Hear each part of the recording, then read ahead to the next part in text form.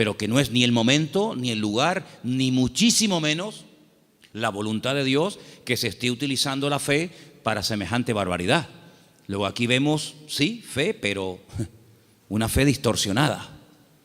Hay un texto en 2 de Timoteo 1:5 que menciona otro tipo de fe, y es un texto en el que el apóstol Pablo reconoce que la fe de Timoteo no es como la que él va a mencionar a continuación. 2 de Timoteo 1:5. Trayendo a la memoria la fe no fingida que hay en ti, la cual habitó primero en tu abuela Loida y en tu madre Eunice, y estoy seguro que en ti también. Analizando este texto, encontré que hay más de 43 traducciones diferentes de este término griego que se ha traducido en la versión Reina Valera como fe no fingida.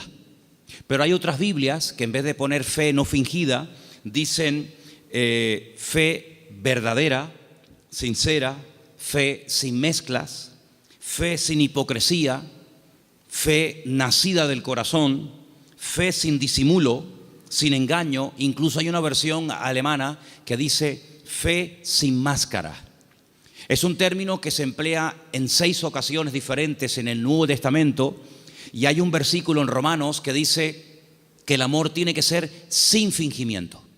Exactamente igual que la palabra que emplea Pablo a la hora de referirse a la fe. Entonces hay una fe fingida. Parece que tiene, pero a la hora de la verdad eso no se puede considerar una fe auténtica. Entonces estamos viendo cómo la Biblia menciona y habla de personas que en un momento determinado pueden tener fe, pero no es la fe sana de la cual queremos hablar en esta noche y cómo conseguirla. Entonces hemos visto una fe distorsionada, una fe fingida, que no era el caso de Timoteo. Tenemos también en Santiago 2:26 una fe que no sirve para nada. Lo dice literalmente el texto. Vamos a prestar atención. Santiago 2, versículo 26. Porque como el cuerpo sin espíritu está muerto, así también la fe sin obras está muerta. Fe sin obras. Hay fe, pero no hay obras, luego está muerta. No sirve para nada. Entonces hay gente que puede tener una fe aparentemente muy grande, pero no hay obras. Esa fe no produce nada. Por lo tanto, dice Santiago, es una fe muerta. Y lo muerto, pues ya me contarás para qué sirve. Absolutamente para nada. Ya hay 3 tipos de fe: distorsionada, una fe fingida, una fe muerta, y hay una fe que quisiera contar un poquito de quién se trata. ¿Os acordáis del joven rico? Un chico que dice que había guardado todos los mandamientos de la ley, era muy escrupuloso, moralmente impecable, pero él notaba que le faltaba algo. Y le pregunta al Señor: Señor, ¿qué tengo que hacer para heredar la vida eterna?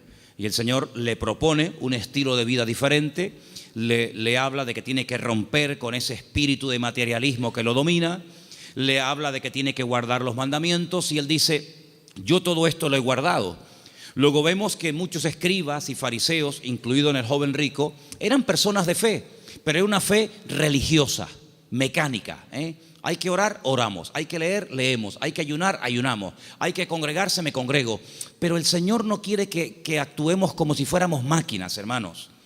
Que no seamos como robots, que hacen las cosas pero sin sentimiento, sin pasión, sin ganas, sin deseo. Las hacen, pero no hay vida en lo que hacen. Digamos que es una fe religiosa. Sin embargo, volvemos al texto de Tito capítulo 2, donde el apóstol Pablo dice que los creyentes tienen que tener una fe sana. Quédense con eso, una fe sana, que no está enferma, que no está distorsionada. No es una fe que llegamos incluso a tener fe en la fe, valga la redundancia. Conocen la película de la lámpara de Aladino, ¿no? Esa lamparita que la frotan, sale un genio, y el objetivo del genio es cumplir los deseos de aquel que tuvo la suerte de encontrar la lámpara de Aladino. La fe no es la lámpara de Aladino. No tenemos que tener fe en nuestra fe. Dice el Señor: tened fe en Dios. ¿Cuántos dicen amén? Antes de ver las características y cómo se puede tener una fe sana, quiero llevarles a Mateo capítulo 8, donde vais a ver cómo el Señor sabe perfectamente qué nivel y qué calidad de fe tenemos. En Mateo capítulo 8, a partir del versículo 5, se relata la historia de una visita de Jesús a un pueblo llamado Cafarnaún, que significa el pueblo de Naún. Y en el versículo 5 dice que Jesús entró en Cafarnaún y vino a él un centurión. Luego, no es un judío, es un gentil. Y este centurión, que era una especie de capitán, viene rogándole y le dice: Señor, mi criado está postrado en cama, paralítico, gravemente atormentado. No es un hombre insensible, no es un hombre arrogante como la mayoría de los romanos de la época. Es un hombre que viene pidiendo ayuda, y viene pidiendo ayuda a un judío. Luego, aquí hay un acto de humildad muy grande. Y le dijo el Señor: yo iré y le sanaré. Versículo 8. Respondiendo el centurión le dijo: Señor, no soy digno de que entre bajo mi techo. Solamente di solamente la palabra y mi criado sanará. Esto es tremendo, porque también yo soy hombre bajo autoridad y tengo bajo mis órdenes soldados. Y le digo a este: ve, y va. Y le digo a otro: ven, y viene. Y a mi siervo: haz esto, y lo hace. Al oírlo, Jesús se maravilló y dijo a los que le seguían: de cierto os digo que ni aún en Israel he hallado tanta fe. No he encontrado a nadie en el país que tenga tanta fe como este hombre. ¿Qué fue lo que le llamó la atención al Señor Jesucristo de este hombre? Primero, la humildad con la que vino a pedir. No vino exigiendo, no vino: oye, que soy un centurión romano y me tienes que obedecer. Sino vino con humildad. Vino, dice, que rogándole. Y no vino pidiendo algo para él, sino para otra persona. Luego, aquí hay una compasión, aquí hay un amor por alguien que está sufriendo, que no es precisamente él, sino es su criado. Luego hay una cosa muy interesante en la conversación. El Señor está dispuesto a ir a la casa de un gentil. El Señor está dispuesto a ir a la casa de este hombre. Sin embargo, este hombre dice: Señor, sinceramente yo no soy digno de tenerte bajo mi techo. Pero podemos solucionarlo de otra manera. Di solamente la palabra, da solamente la orden de que mi criado sea sanado, y no hace falta ni que te desplaces, no hace falta ni que vengas. Fíjate que el hombre le pone un ejemplo al Señor. Le dice: mira, yo soy un hombre de autoridad. Yo le digo a un soldado que venga y viene, lo digo a otro que vaya o haga esto y lo hace. Por lo tanto, lo que este hombre está diciendo es: yo reconozco tu autoridad. Yo reconozco que cuando tú ordenas algo en el mundo espiritual, se cumple. Por lo tanto, como hago yo en lo natural, hazlo tú en lo espiritual. Da la orden y automáticamente mi criado sanará. Él unió el poder de la palabra, la autoridad de la palabra del Señor, con una fe bien puesta y bien depositada con humildad en el Señor. Y claro, automáticamente recibió la respuesta. Entonces el Señor dice que en todo Israel no había encontrado a nadie que tuviera tanta fe, una fe tan grande, tan firme, tan madura como la de este hombre. Luego, por la forma como habló, por la forma como pidió y se comportó, el Señor se dio cuenta de que este hombre no tenía una fe normal y corriente, sino era una fe, amigo, de categoría. Sin embargo, en el mismo Evangelio según San Mateo, un poquito más adelante, en el capítulo 14, ahora las cosas cambian. Porque en el capítulo 14, a partir del versículo 22, dice la palabra del Señor lo siguiente: Jesús enseguida hizo a sus discípulos entrar en la barca e ir delante de él a la otra tierra, a la otra ribera, entre tanto que él despedía a la multitud. Despedida la multitud, subió al monte a orar aparte, y cuando llegó la noche estaba allí solo. Y ya la barca estaba en medio del mar, azotada por las olas, porque el viento era contrario. Más a la cuarta vigilia de la noche, como a las 3:30 de la madrugada, Jesús vino a ellos andando sobre el mar. Los discípulos, viéndole andar sobre el mar, se turbaron diciendo: un fantasma, y dieron voces de miedo. Pero enseguida Jesús les habló diciendo: tened ánimo, yo soy, no temáis. Entonces Pedro le respondió y le dijo: Señor, si tú eres, manda que yo vaya a ti sobre las aguas. Vamos a ver. Jesús le dijo: ven. Simplemente eso, ven. Él, descendiendo de la barca, andaba sobre las aguas para ir a Jesús. Pero Ay, amigos, los peros. Al ver el fuerte viento tuvo miedo y comenzando a hundirse, dio voces diciendo: Señor, sálvame. Al momento Jesús, extendiendo la mano, asió de él y le dijo: hombre de poca fe. Poca fe. Capítulo 8 le dice al centurión: grande, grande es tu fe. Queda maravillado, queda impactado el Señor al ver el nivel de fe que tenía aquel hombre. Sin embargo, a este le dice: hombre de poca fe. Hay otro pasaje muy interesante en los evangelios, ustedes lo conocen perfectamente, donde Jesús está predicando en una casa. Dice la Biblia que fuera hay unos amigos de un paralítico que no pueden entrar. Conocen la historia, ¿verdad? Dice que se suben al techo, no se desaniman, no dicen, bueno, vengamos otro día, tal vez otro día ya no está. Nada los detiene, nada los frena. Descienden al paralítico, entre ellos, y dice la Biblia literalmente: al ver Jesús la fe de ellos. No habla de la fe del paralítico.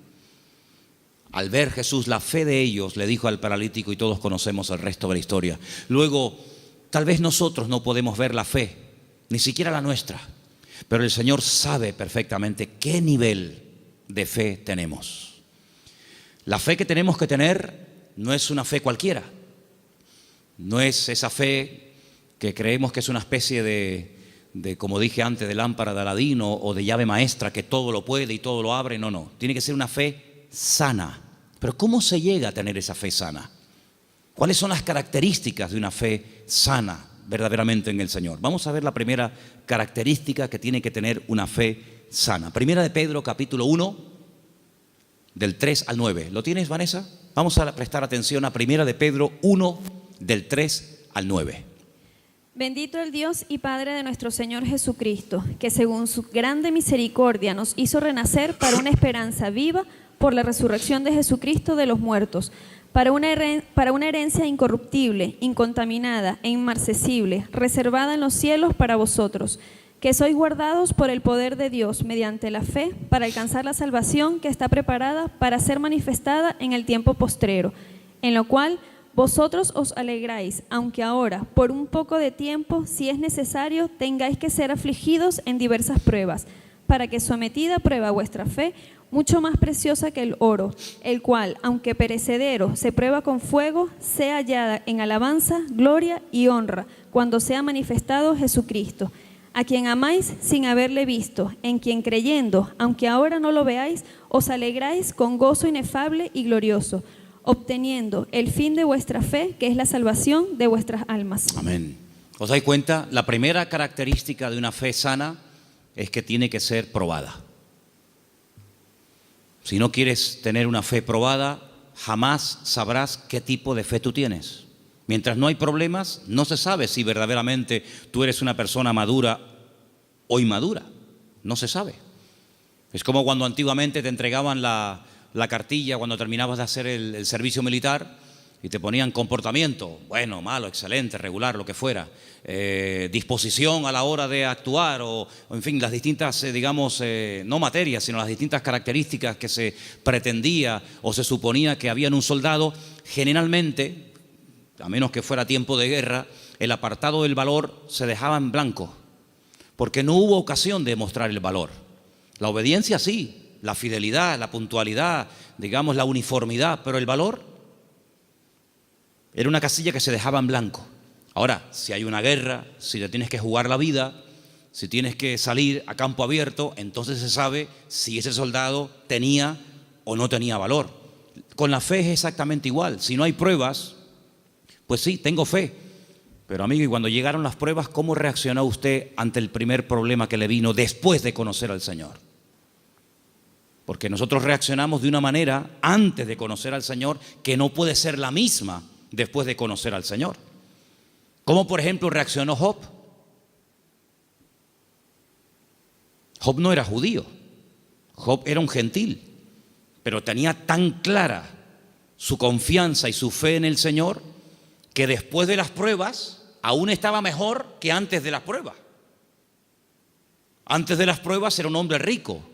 La vida le sonrió, tenía hijos, matrimonio que funcionaba perfectamente, aparentemente, tierras, criados, prestigio, casas, un patrimonio increíble, y no había ningún problema. El Señor permitió, porque todo lo permite el Señor, que las cosas comenzaran a ir de diferente manera. Perdió en una semana a todos los hijos, no a uno, a todos, los varones y las hembras. Perdió todos los animales, eso era una tragedia en aquel tiempo.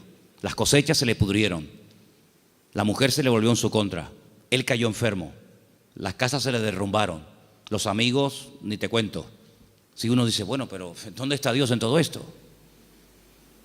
Nunca estuvo Dios más cerca de Job que cuando era probado.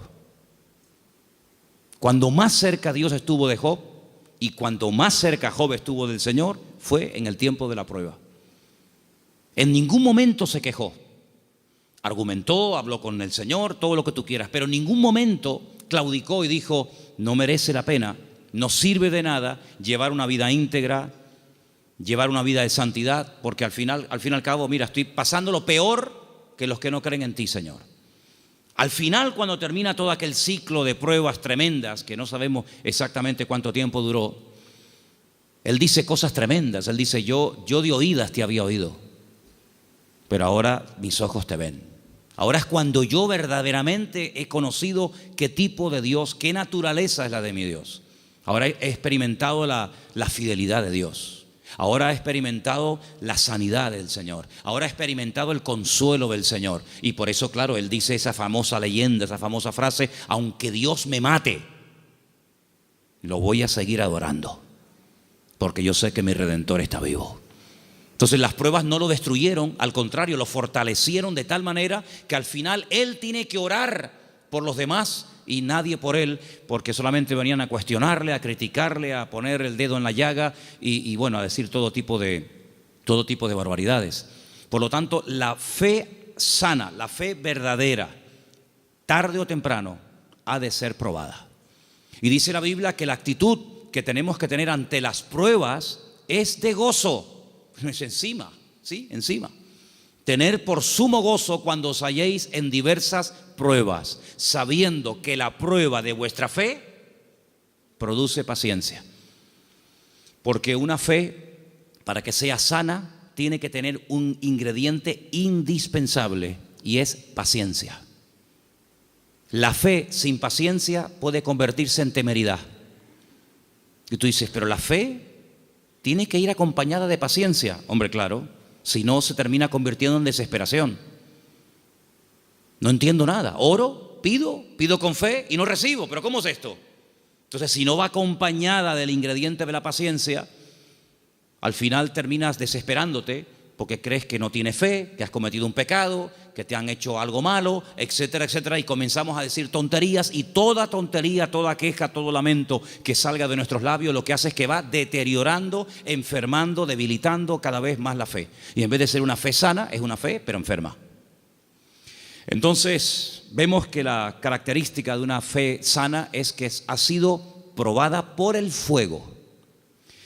Es interesante notar que hay un momento en el que el Señor le dice a Pedro, Pedro, Satanás ha venido para pedirme permiso porque os quiere zarandear como al trigo. Eso es una revelación de parte del Señor, porque en ningún momento encontramos en los evangelios a Satanás hablando con Cristo pidiéndole semejante cosa. Eso es una revelación que el Señor contó. En esas cosas que le ocurrían a nivel personal al Señor, dice, Él os va a zarandear como el trigo, pero yo ya he rogado previamente por ustedes para que vuestra fe no falle. Y una vez que seáis confirmados, vete y confirma a tus hermanos. En otras palabras, el Señor no descarta en ningún momento que un creyente en algún momento determinado de la vida pueda ser sacudido o pueda ser zarandeado, es decir, probado. Y entonces ahí esa fe se puede demostrar y comprobar si verdaderamente la fe que usted tiene es una fe a prueba de bombas, pues una fe que le dura hasta la primera prueba. En la parábola del sembrador, dice la Biblia que hay semillas que brotaron muy rápido. Pero dice, cuando salió el sol quemó la semilla y no dio fruto. Y cuando están en privado, los discípulos le preguntan al Señor o le piden al Señor que les explique la parábola del sembrador. Y Él les dice, mira, las semillas que caen junto al camino y brota rápido son los que reciben la palabra, al momento la reciben con gozo, pero como no tienen raíces, cuando sale el sol, que son las pruebas y las dificultades de la vida, las pruebas de la vida secan, son de corta duración. Entonces la prueba lo que hace es que fortalece nuestra fe para que nuestra fe pueda estar preparada para la siguiente prueba y así de esa manera tener una fe robusta y madura que ha soportado las pruebas. Es como cuando se construye un puente, se hace una prueba de carga. No se abre al público, decir, bueno, abran, ¿y si se cae? Hay que hacer una prueba de carga. Ponen el puente todo lleno de camiones cargados a tope y los dejan ahí un tiempo para que si el puente resista, pues si el puente resiste la prueba, pues entonces se puede abrir el tráfico al público. Exactamente igual. Nuestra fe tiene que ser probada y tiene que ser probada donde necesita ser probada. A lo mejor en lo económico, a lo mejor en lo familiar, a lo mejor en lo físico, no sé, pero el Señor sabe dónde tiene que apretar, porque todas las pruebas siempre son para nuestro progreso, para nuestro crecimiento y para fortalecer nuestra fe. ¿Cuántos dicen amén?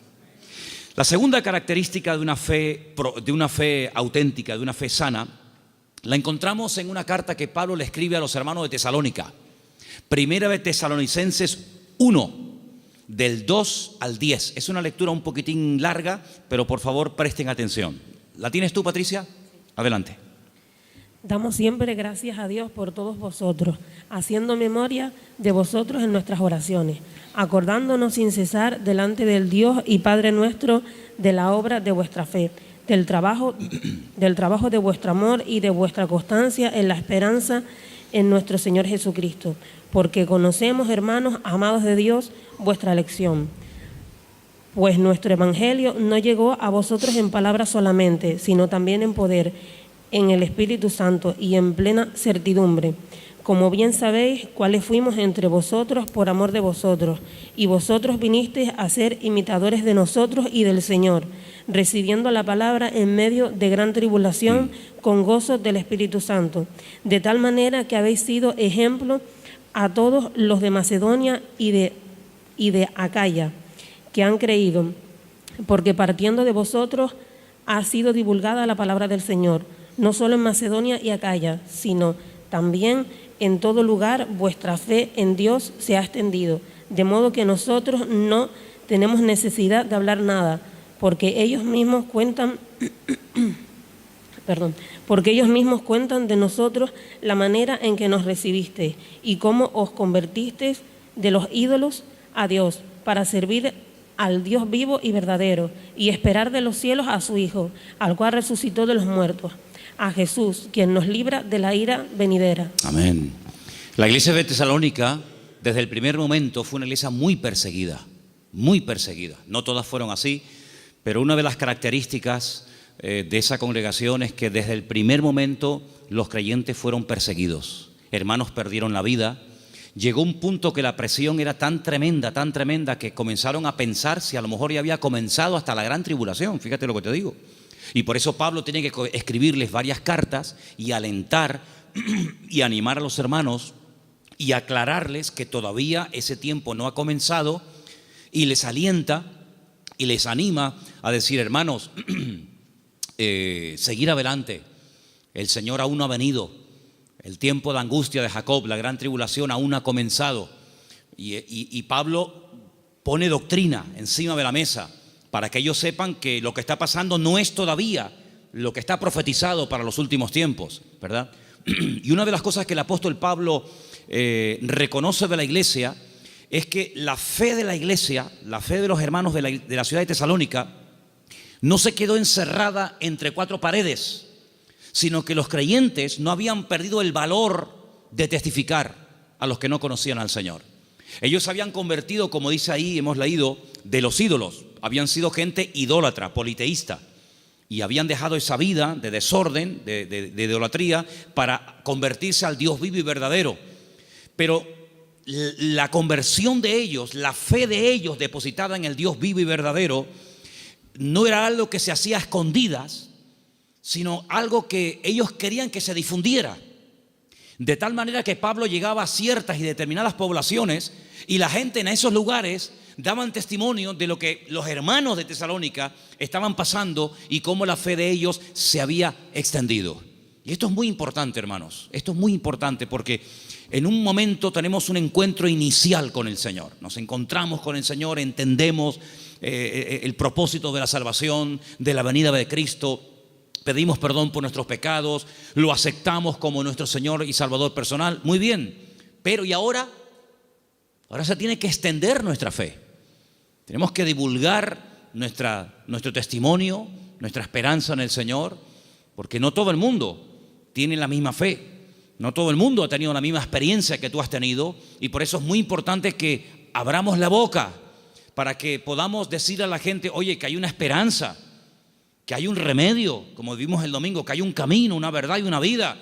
Y los tesalonicenses no dijeron, bueno, mira, vamos a quedarnos callados porque nos están maltratando, nos están matando, nos están torturando. No importa, vamos a seguir hablando, vamos a dar testimonio de la fe en nuestro Señor Jesucristo. Esa es otra característica indispensable de una fe sana, que no solamente soporta la prueba con gozo y que la utiliza como plataforma para crecer y para acercarse más al Señor, sino que además es una fe que no es muda, no es una fe invisible.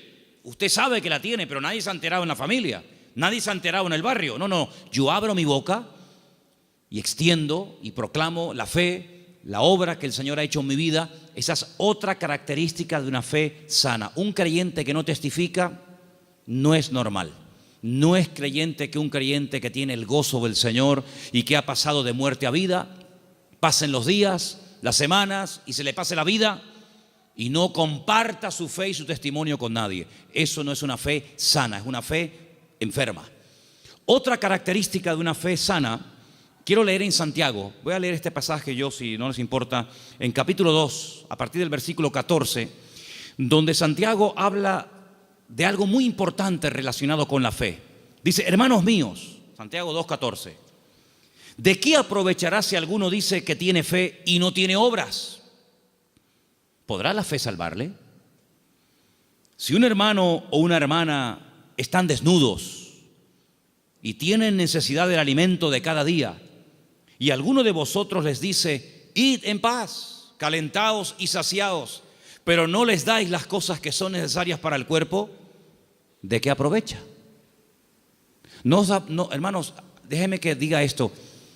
Decimos, bueno, pero ¿no es el Señor el que suple nuestras necesidades? Sí, pero muchas veces el Señor puede suplir nuestras necesidades a través de nuestros hermanos.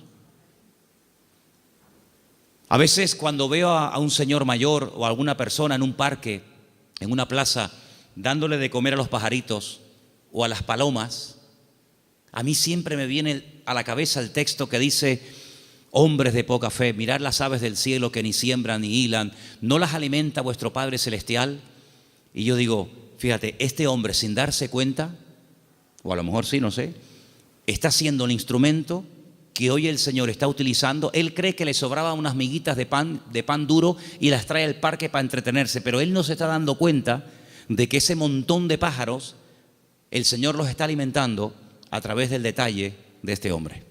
Entonces puede ser que el Señor te puede utilizar a ti en un momento determinado y a través de tu vida, cubrir la necesidad, suplir la necesidad de algún hermano. Entonces dice, así también la fe, si no tiene obras, es muerta en sí misma. Una de las fe que comentamos antes. Versículo 18. Pero alguno dirá, tú tienes fe, yo tengo obras. Muéstrame tu fe sin tus obras y yo te mostraré mi fe por las obras. Tú crees que Dios es uno y bien, haces bien. También los demonios creen y tiemblan. Mas ¿quieres saber esto, hombre vano, que la fe sin obras es muerta? ¿No fue justificado por las obras nuestro padre Abraham cuando ofreció su hijo Isaac sobre el altar? ¿No ves que la fe actuó juntamente con sus obras y que la fe se perfeccionó por las obras? Y se cumplió la escritura que dice, Abraham creyó a Dios y le fue contado por justicia y fue llamado amigo de Dios. Vosotros veis pues que el hombre es justificado por las obras y no solamente por la fe. Asimismo también Rahab la ramera no fue justificada por las obras cuando recibió a los mensajeros y los envió por otro camino, porque como el cuerpo sin espíritu está muerto, así también la fe sin obras está muerta. Luego, una característica de una fe sana, que es lo que nos interesa y estamos hablando esta noche, es que es una fe que produce, una fe que hace obras. No es una fe teórica. No, yo creo pero no hago nada. No, es una fe que hace obras. ¿Cómo se sabía que Abraham tenía fe en el Señor? Bueno, pues yo estaba justamente leyendo hoy ese pasaje y dice la Biblia que este hombre viaja desde el sur de Israel, desde una ciudad llamada Beersheba, recorre todo el desierto del Negev, llega hasta el monte Moria, allí en Jerusalén, y antes de llegar deja a unos criados y le dice, bueno, guárdeme aquí el asno, el burrito, que dice, iremos, adoraremos y volveremos. Y a veces seguimos leyendo el pasaje y nos olvidamos de decir, no, espérate un momento, mira lo que acaba de decir. Iremos, adoraremos y volveremos. Pero ¿cómo dice volveremos si Abraham sabe que tiene que subir al monte Moria y sacrificar, es decir, matar a su hijo Isaac? Dirás en todo caso, volveré.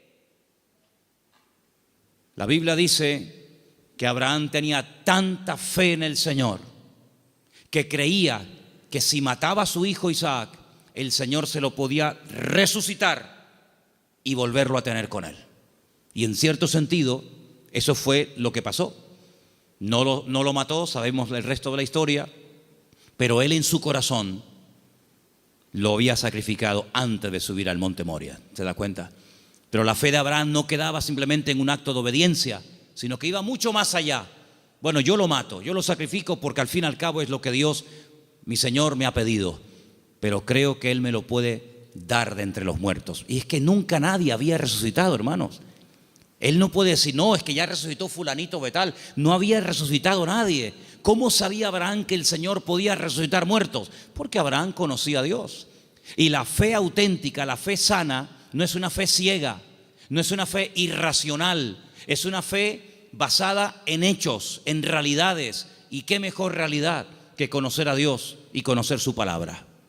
Yo dije en una ocasión que hubo un momento en nuestra vida en los que creímos en un Dios que prácticamente no conocíamos. Cuando nosotros la primera vez aceptamos al Señor, ¿qué sabíamos del Señor? Pues muy poca cosa. No conocemos hoy nosotros al Señor mejor que hace años atrás cuando lo conocimos o lo recibimos en nuestro corazón, ¿sí o no? Por supuesto que sí. En aquel momento fue un acto de fe. Yo necesité fe, créame, yo particularmente, yo no sé usted, pero yo necesité mucha fe porque yo no creía en Dios. No creía en Dios, sencillamente. Para mí no existía. Y yo necesité que Dios me diera fe para poder creer en Él. Pero créanme, hermanos, y lo digo con toda sinceridad, yo hoy en día no necesito fe para creer en Dios.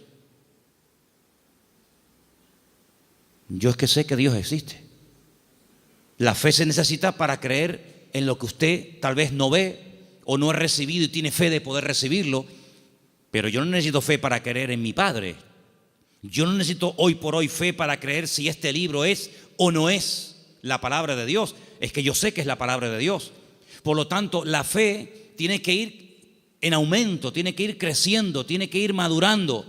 Y por eso, amados hermanos, hay momentos en los que en la vida de ciertos y determinados personajes, los milagros tenían que verse muy asiduamente, un poco como para sacudirlos y para provocar la fe en ellos. Pero hay un momento en nuestra vida en los que prácticamente ya no necesitamos tantos milagros cada día, porque el hecho de que el Señor sea mi Señor, ya para mí eso es más que suficiente, y sé que todo lo demás vendrá por añadidura. ¿Cuántos dicen amén? Hay gente que continuamente le pone pruebas al Señor. Señor, ¿será tu voluntad esto? Señor, ¿será tu voluntad lo otro? Señor, voy por aquí, Señor, voy por allá. Bueno, pues si constantemente le tienes que estar poniendo pruebas a tu Dios, es porque no lo conoces mucho. Porque si tú sabes que a tu marido no le gustan las lentejas, no sé si hay algún marido, perdón si alguien se sienta aludido, pero si tú sabes que a tu marido no le gustan las lentejas, no dices, se las voy a poner a ver si le gustan o no le gustan. Ya te ha dicho de todas las formas que no le pongas lentejas que no le gustan. Por lo tanto, como ya lo sé, no se las pongo. Pero yo sé que lo que le gusta es el potaje de berros. Entonces, en la medida en la que tú conoces a tu marido, a tu esposa o a tu hijo, a quien sea, tú te comportas de una forma diferente con él o con ella, ¿sí o no? En la medida en que tú conoces a Dios, yo no tengo que decirle a Dios, Señor, ¿se puede hacer esto? o no se puede hacer? Voy a poner un papelito con un sí y con un no. Soplo y el que se quede en la mesa, no hace falta jugar a eso, porque yo ya conozco a mi Dios y yo sé lo que le gusta y lo que no le gusta. Leía en el día de ayer algo tremendamente interesante. Dice Pablo, es que la ley no fue dada para el justo. La ley fue dada para el homicida. La ley fue dada para el que no conocía a Dios y tienes que decirle todo, le tienes que contar todo. Pero José nunca leyó la Biblia. Y José era capaz de decir, eso no lo puedo hacer, porque si yo hago eso, yo peco contra mi Dios. ¿Os acordáis? Cuando es tentado con la mujer de Potifar, él podía haber dicho, bueno, ¿dónde está escrito que esto es pecado? No estaba escrito por ninguna parte, pero es que él conocía a Dios.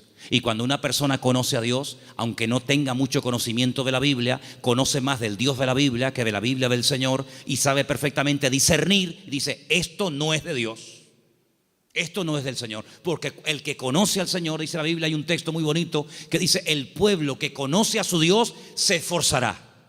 Y nosotros, amados, queridos hermanos, no dejamos de pecar por miedo al castigo, sino no pecamos por temor a Dios, por respeto al Señor, que es muy diferente. Amén.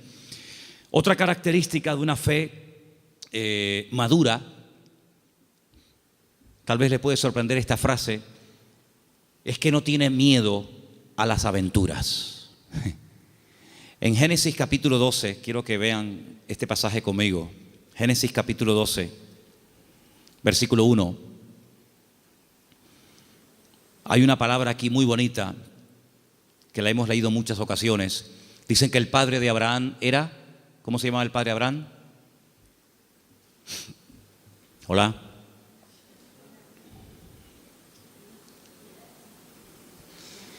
El padre de Abraham se llamaba Taré. Y cuenta la leyenda que el padre de Abraham, Taré, podía ser una persona muy importante en el ejército de Nimrod. ¿Y quién era Nimrod? Uno de los peores personajes de la historia. Terrible, terrible. El primer hombre poderoso de la tierra. Un tipo de anticristo, para que me entendáis. Un hombre idólatra, un hombre tremendo. Y hay muchas leyendas y muchas historias, no solamente en el pueblo de Israel, sino en el mundo árabe y en otras culturas que hablan mucho de Abraham, porque Abraham es el personaje que le cae bien a todo el mundo. Le cae bien a los árabes, le cae bien a los cristianos, le cae bien a los judíos. Es un personaje que todo el mundo lo quiere. Es el padre de todos. Y hay una leyenda que dicen que un día el padre de Abraham, que era vendedor también de ídolos, se fue y dejó a Abraham al cargo de su tienda de imágenes. Y Abraham rompió todos los ídolos de su padre menos uno. Y cuando el padre viene, le pregunta al hijo, hijo, ¿pero qué has hecho? Me has roto todos los ídolos, todas las imágenes.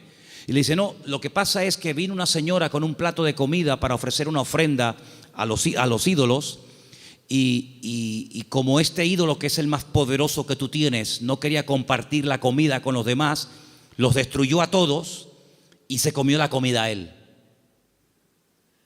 Y le dice el padre, pero hijo, ¿qué cuento me estás contando? Si son ídolos de piedra, son incapaces de hacer esto. Y Abraham le dice, pues papá, si tú mismo has reconocido que son ídolos de piedra que no puedan hacer esto, ¿por qué los adoras? Es una leyenda que cuentan los árabes, ¿no? Hablando acerca de la fe de Abraham. Pues este hombre, cuando vivía en aquella tierra, versículo 1, Génesis 12:1, dice, el Señor le había dicho, fíjate el tiempo del verbo, no está llamando el Señor ahí a Abraham, dice, ya le había dicho. Es como, oye, que ya te he dicho, ya te lo dije el otro día, te lo estoy recordando. Ya el Señor le había dicho a Abraham. ¿Qué le había dicho? Vete de tu tierra, de tu familia o parentela, de la casa de tu padre, a la tierra que yo te mostraré. Fíjate que el primer verbo está en pasado y el último está en futuro. Ya le había dicho el Señor, a la tierra que yo te mostraré. ¿A dónde voy? No lo sé, yo te lo mostraré, ya te lo diré. Pero hay una promesa, entre el cumplimiento de la promesa y la obediencia, hay una palabra muy interesante. Dice, yo haré de ti una nación grande. Te bendeciré, te engrandeceré. Engrandeceré, tú serás bendición. Bendeciré a los que te bendigan. y a los que te maldijeren maldeciré. Serán benditas en ti todas las familias de la tierra. Y se fue Abraham como el Señor lo había dicho. Entonces vemos que este hombre, en base a una promesa, en base a una orden de parte del Señor, él emprende una aventura. Y por eso este punto que he dicho, que para tener una fe sana, uno tiene que estar dispuesto a correr aventuras con el Señor. No podemos tener todo bajo control. Hay creyentes que todo lo quieren tener bajo control. Y eso es totalmente imposible. Quiero tener bajo control las facturas, lo que tengo que pagar, lo que tengo que hacer, lo que tengo que decir. Tengo que tener, hermano, en la vida de un creyente verdadero, tienes que dejar una puerta abierta a la vida de fe, a una vida de aventura. Esto no tiene ni pies ni cabezas, diría un padre a un hijo, pero hijo, ¿a dónde va? Es que no lo sé, padre. Pero, ¿qué sentido tiene esto? Yo leía hoy una frase en un libro que la tengo por aquí apuntada y me llamó mucho la atención y la quiero compartir con ustedes. Y la frase que leía dice: lo que nosotros llamamos seguridad muchas veces no es más que un freno para una vida de fe. Esto me impactó muchísimo. No, es que hay que tener una seguridad en la vida, tú. Ya, oye, ya no tengo 20 años, ya tengo una edad y uno ya tiene que ir pensando las cosas. Me parece muy bien. Pero cuando vamos a la palabra de Dios, nos encontramos que a veces Dios llama a gente ya con 80 años. Y tú dices, ¿pero dónde va este hombre con 80 años? Pues tú no ves que cuando tú eras joven lo intentaste y fue un fracaso lo que hiciste, que incluso hasta terminaste matando a una persona. Y el Señor llama a un hombre que en el pasado ha fracasado y se ha refugiado como un prófugo en el desierto, cuidando ovejas que no son ni de él. Y ahora tengo que volver atrás. ¿A qué? Hacer la voluntad de Dios, pero en esta ocasión no como tú la quisiste hacer en tu yo, en tu ego, sino hacerla en mi nombre. Y lo manda a Moisés a Egipto con 80 años. Y Abraham le da unas promesas increíbles con una edad que uno dice, ¿y por qué no le dio estas promesas cuando tenía 18, 20 o 30 años?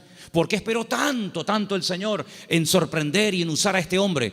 Hermanos, nosotros no somos los que ponemos los tiempos. Los tiempos los pone el Señor. Por eso les dije antes que un ingrediente indispensable de una fe sana es la paciencia.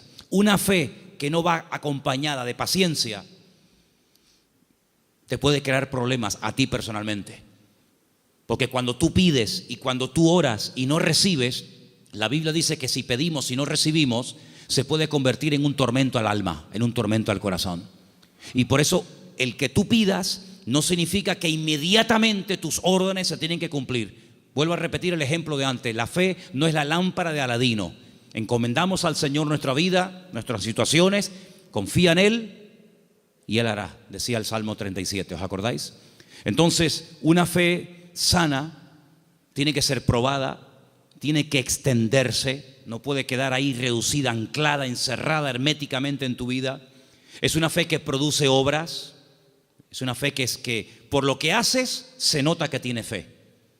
Hombre, vamos a ver, un hombre que está dispuesto a sacrificar a un hijo, ¿qué más prueba que ello? Cuando lo dice el Señor a ese hijo el día de mañana, quédate en Beersheba y siembra en el desierto, y este hombre siembra en el desierto y no cuestiona a Dios diciendo, oye, pero ¿cómo que siembra en el desierto? Esto es un disparate, es una locura. ¿Cómo voy a sembrar la semilla? ¿Cómo voy a sembrar semillas en arena? Y el hombre lo hace y Dios lo prospera, ¿verdad? Vemos en la Biblia que hay momentos en los que Dios le dice a la gente, oye, ¿tú estás dispuesto a ir en contra de la corriente? ¿Tú estás dispuesto a hacer lo que yo te diga, aunque aparentemente sea un disparate? A ese tipo de vida no tenemos que cerrarnos. Yo no digo que tengas que ir por ese camino toda tu vida, pero no descartes la posibilidad de que en un momento Dios te lleve la contraria. ¿Puede el Señor llevarnos la contraria? ¿Puede el Señor sorprendernos a estas alturas? Quiero decirles algo que llevo tiempo queriendo decirlo y siempre se me olvida. Siempre se me olvida. Cuando llego a casa digo, pero si yo vine de Galicia y quería decirles esto y todavía no se lo he dicho. Ahora me acaba de venir a la cabeza y se lo voy a decir. Fui a predicar un día a una iglesia en Galicia. No voy a decir ni el sitio porque sabe Dios a dónde llegan estas predicaciones. Fui a predicar a un lugar y el pastor de esa iglesia, que llevaba ya mucho tiempo al frente de esa congregación, me dice que se va a ir a otra ciudad, a empezar otra iglesia. Digo, muy bien. Y él sigue hablando y me dice, es que esta iglesia en la que yo ya he estado años, yo creo que ya ha dado todo lo que tenía que dar. Hemos hecho evangelismo, hemos hecho retiros, hemos hecho campamentos, hemos hecho vigilias, y yo creo que esta iglesia ya ha dado todo lo que tenía que dar y voy a comenzar en otra parte. Y cuando yo llegué a casa y comencé a pensar en lo que este hermano me había dicho, es un buen hombre, es un buen pastor, no estoy hablando de un pseudo pastor, estoy hablando de un hombre de Dios. Pues yo dije, Señor, es interesante en la vida porque en la vida tiene que saber uno hasta dónde tiene que llegar. La Biblia nos enseña que el sueño de Moisés era entrar a la tierra prometida. El Señor dijo, no, hasta aquí llegaste, amigo. Pero no voy a cruzar el Jordán, no, es que soy Moisés, me da igual. Yo si quieres te enseño la tierra, pero aquí se acaba tu vida, amigo. A partir de ahora le pasas el relevo a Josué.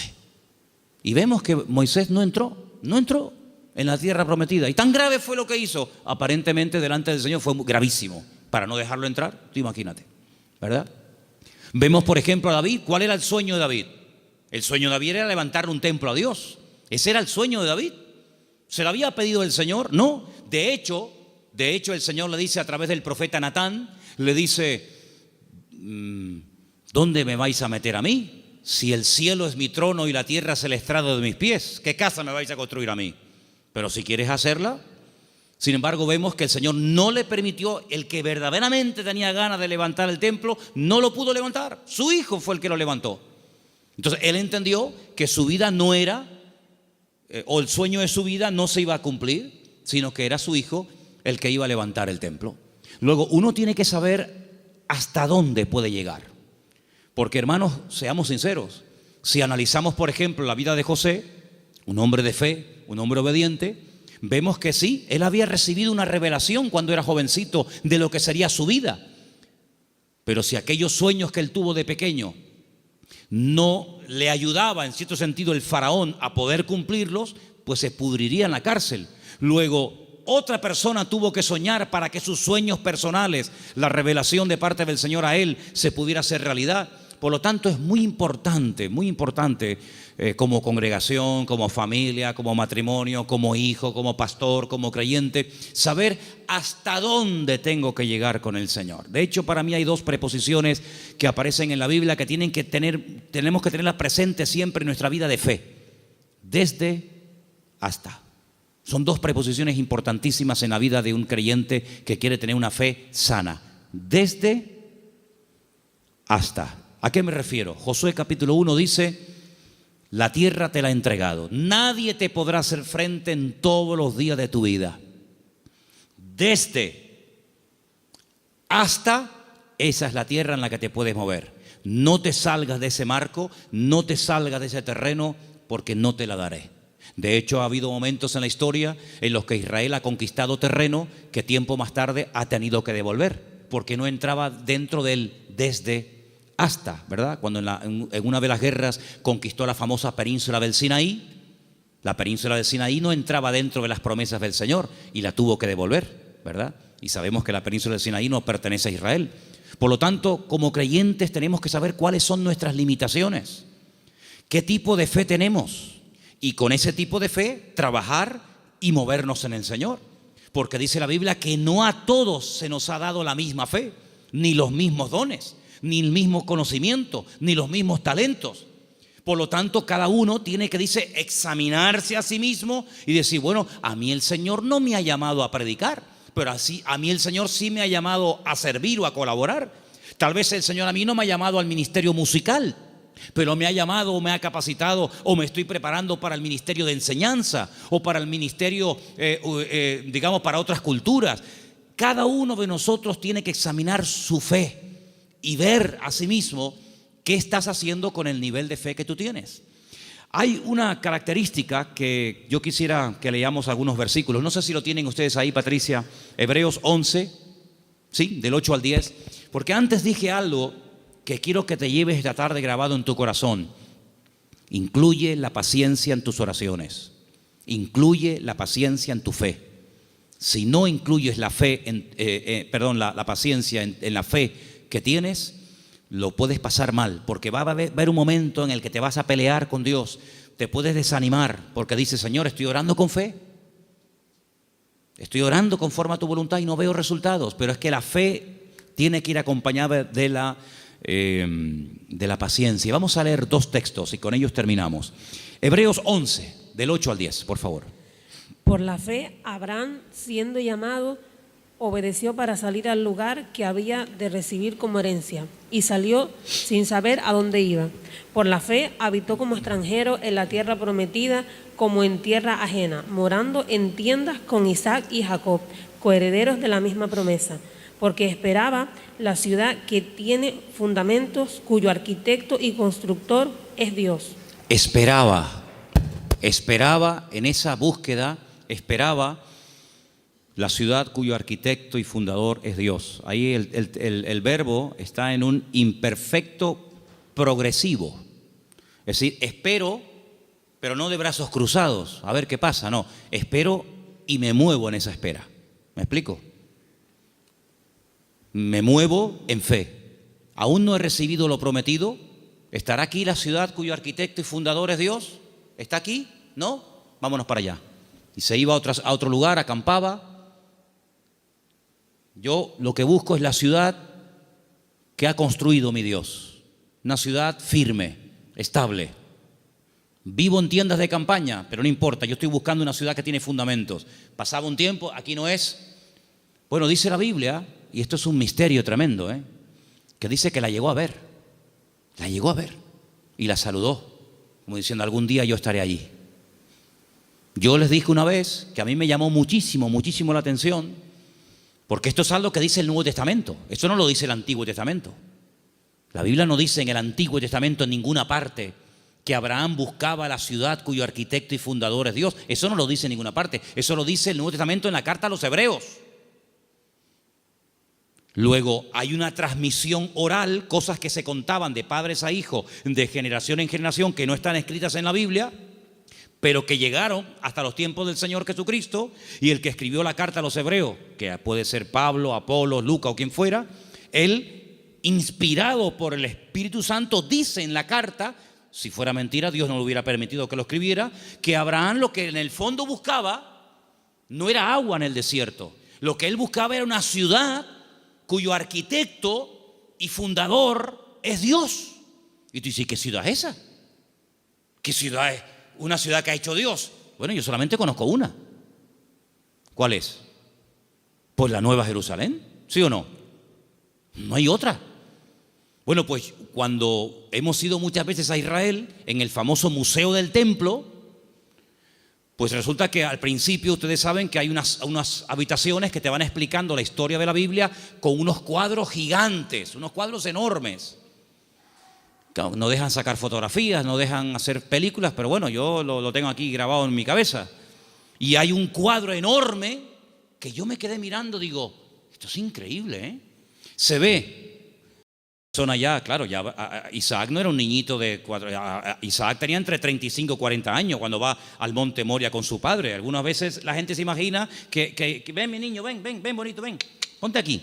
No, Isaac era un hombre ya hecho y derecho. Y lo pone sobre el altar y se ve el altar de piedras con Isaac amarrado de pies y de manos. En el fondo se ve unas zarzas con un carnero allí enroscado. Se ve a Abraham con el puñal en alto, pero él está mirando al cielo y es a lo que voy.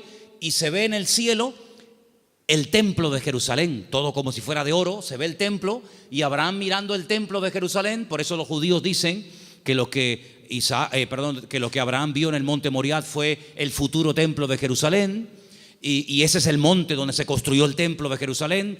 Y yo cuando miraba aquello digo, pero si los judíos no leen el Nuevo Testamento, si los judíos tienen prohibido leer el Nuevo Testamento, ¿cómo saben ellos que Abraham allí en aquel sitio, según la versión judía, él vio el templo de Jerusalén? Y yo en el Nuevo Testamento veo que Abraham lo que vio fue la Nueva Jerusalén. Bueno, algo se tuvo que transmitir a lo largo de la historia, de boca en boca, ¿verdad? De generación en generación, que llegó hasta los tiempos de la carta de los Hebreos, donde vemos que Abraham vio algo y dice que la vio.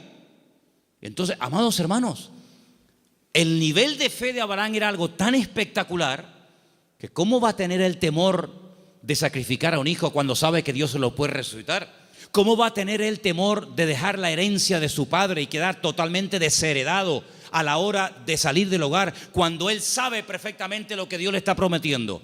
La fe no tiene lugar a la duda.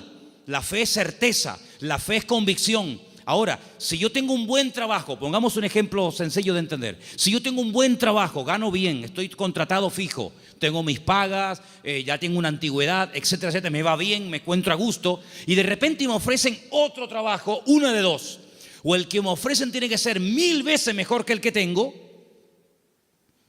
o no tiene ningún sentido que yo deje este buen trabajo por un trabajo que en el fondo no sé si me van a pagar, si no me van a pagar, si tienen solvencia, si no tienen solvencia, si estos van serios, si estos van broma. ¿Tú sabes lo que significó dejar todo? Papá, que me voy. ¿Pero te vas a dónde? No sé. ¿Y por qué? Es que Dios me llamó. ¿Pero qué Dios te llamó? Era una aventura, era un disparate. Pero un disparate para el hombre que tiene una fe enferma.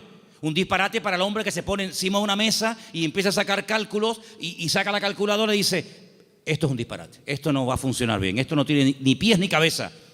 Para el hombre natural, dice la Biblia, que las cosas de Dios son un disparate, son locura. Pero para el hombre que tiene el Espíritu de Dios, dice que la fe te permite, hay distintos niveles, ¿verdad? Hay un momento en el que la fe, si crece, si madura, si se extiende, una fe probada, etcétera, te permite ver por la fe y llamar las cosas que no son como si ya fuesen. Tú imagínate que yo mañana llego aquí y les digo: hermano, a partir de ahora me llamo Daniel, ya no me llamo Manolo. Sería un choque, ¿no? Sería un impacto. Bueno, pues eso fue lo que tuvo que hacer Abraham: convencer a su mujer de que ahora Dios le cambió el nombre, convencer a sus 300 criados, y encima el nombre que Dios le ha puesto es un nombre que tiene que ver con algo que no es real. Si le hubiera puesto un nombre que significaba anciano, pues oye, te pega como anillo al dedo porque eres un viejito. O si te hubiera puesto un nombre que no sé, pero es que le puso un nombre que significaba padre de multitudes. Y claro, más de uno habrá dicho: pero bueno, es que este hombre este hombre va de mal en peor. Se pone un nombre que no tiene nada que ver con la realidad, pero es que la fe te permite estar por encima de lo que llamamos realidad. Porque yo pregunto, ¿la realidad cuál es? ¿La que vivimos o la que Dios quiere que vivamos? Porque la Biblia dice que la vida es sombra, y la sombra no es la realidad. La sombra proyecta una realidad, y la Biblia dice que vivimos en un mundo que es de sombra. Sin embargo, cuando conocemos a Dios, nos damos cuenta que la sombra de Dios, para que nos entendamos, se proyecta muchas veces en lo que nosotros llamamos realidad, pero que realmente la realidad no es lo que vemos, sino lo que no vemos. Porque dice la Biblia que las cosas que vemos son temporales, pero las que no vemos son eternas. Y la Biblia dice, hay una promesa, que el justo, por la fe, vivirá. Pero en el texto original hebreo no aparece el verbo vivir, sino aparece el verbo ser. El texto dice: el justo por la fe existirá. Porque una cosa es vivir y otra cosa es existir. La existencia la da el Señor. Y cuando nosotros conocemos a Dios, comenzamos a descubrir que la vida que muchas veces nosotros llamamos seguridad no es más que un freno y un impedimento para ver la grandeza y descubrir el poder de nuestro Dios. Por eso quiero terminar recordando las 5 características de una fe sana. Preguntémonos si las tenemos. La fe sana tiene que ser tarde o temprano probada. Una prueba que no duele no es prueba. Una prueba que no afecta en algún momento determinado tu estado de ánimo, pues no es prueba ni a nada. Dije hace tiempo que una característica de que estás siendo probado es que no entiendes nada. Si entiendes, no te estás probando el Señor. Si lo entiendes, no es una prueba. Una característica de que estoy siendo probado es que no entiendo lo que me está pasando. Eso es una prueba. La segunda característica es que es una fe que se extiende. No es una fe hermética encerrada en sí misma. Es una fe que actúa, que hace obras. Y por la forma como actúa, te das cuenta de que detrás de esa actuación hay una fe. Hay una frase que leí esta semana, que también la tengo apuntada aquí, que dice: todo esfuerzo realizado siempre obtiene resultados. Es buenísima, no me digan, ¿eh? Todo esfuerzo realizado siempre obtiene resultado. Tú te esfuerzas por el Señor, ¿verdad? Tú ejercitas la fe y automáticamente Dios lo premia. Tercera o cuarta característica, que la fe sana tiene que ir acompañada de paciencia. Dice la Biblia que Abraham esperaba pacientemente y finalmente la fe sana está dispuesta a la aventura. En Hebreos 10, del 12 al 13, quiero que lo leamos todos juntos, por favor. Hebreos capítulo 10, Hebreos 10 del 12 al 13. Hay unos versículos muy interesantes que los he dejado para el final, para que medites en ellos y te los lleves esta noche en tu corazón. Repito, Hebreos capítulo 10, del 12 al 13. ¿Lo tienen, hermanos? Bueno, creo que lo estamos poniendo ahí, ¿no? Perfecto. Léelo conmigo. Pero Cristo, habiendo ofrecido una vez para siempre un solo sacrificio por los pecados, se ha sentado a la diestra de Dios. Versículo 13. De ahí en adelante, esperando hasta que sus enemigos sean puestos por estrado de sus pies. Esperando. Es la misma palabra que aparece cuando dice que Abraham esperaba la ciudad cuyo arquitecto y fundador es Dios. Ahora fíjate esto. Cristo muere, cumple todo lo que tiene que cumplir, derrama su sangre, resucita al tercer día, asciende a la gloria, se sienta a la diestra de Dios Padre. Y yo pregunto, ¿y ahora qué? Lo hemos leído esta noche. Él está esperando que todos y cada uno de sus enemigos sean sometidos y puestos bajo la planta de sus pies. Si mi Señor, después de todo lo que hizo, su muerte, su resurrección, la victoria sobre el pecado, sobre el diablo, etcétera, si Él después de todo ese tremendo sacrificio está esperando sentado a la diestra de Dios Padre, ¿por qué a nosotros a veces nos cuesta tanto esperar una oración que la hicimos la semana pasada y queremos que ahora nos responda el Señor? ¿Cuánto tiempo lleva esperando el Señor Jesucristo? Bueno, en números redondos, 2000 años. Porque aún hay enemigos que no están sometidos. Dice que el último, un día si quieren podemos hacer la lista de los enemigos que tienen que ser dominados y controlados y sometidos a la planta de los pies del Señor. Dice que el último, después de haber superado todo, el último enemigo que será superado y vencido para siempre será la muerte. De momento la muerte no ha sido vencida en el sentido de que todavía los seres humanos siguen muriendo, incluidos los cristianos. Y dice la Biblia que algún día la muerte no existirá más. Llegará un momento en el que la muerte, llegó tu muerte, hasta aquí llegaste, amiga.